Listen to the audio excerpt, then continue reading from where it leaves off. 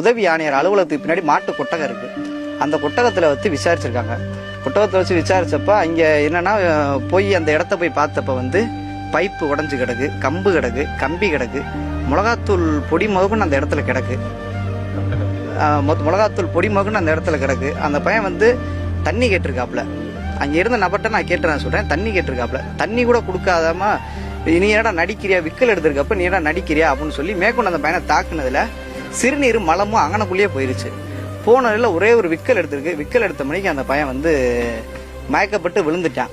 மயக்கப்பட்டு விழுந்ததுக்கப்புறம் அங்கே உள்ள கோயில் ஊழியர்கள், பூசாரி, அங்கே உள்ள ஒரு 2 பேர்களும் தனிப்படை காவல் சேர்ந்து ஆட்டோவில் ஏற்றி திருப்போணம் அரசு மருத்துவமனை கூட்டி வந்து சிகிச்சை பண்ணுறாங்க, பரிசோதிக்கிறாங்க. பரிசோதித்தில் அவர் இறந்ததா சொல்லிட்டாங்க. அப்படின்ற தகவலுமே அங்கே ஒரு மருத்துவமனையில் ஒரு ஆள்கிட்ட கேட்டு தான் தெரிஞ்சுக்கிட்டது. முழுக்க பார்க்குறப்ப அந்த பையன் மேலே எந்த ஒரு வழக்குமே இல்லை. இந்த பையன் மேலே முன்னாடி எந்த ஒரு குற்ற வழக்கோ இல்லை இது வழக்கோ எந்த ஒரு வழக்குமே இல்லை.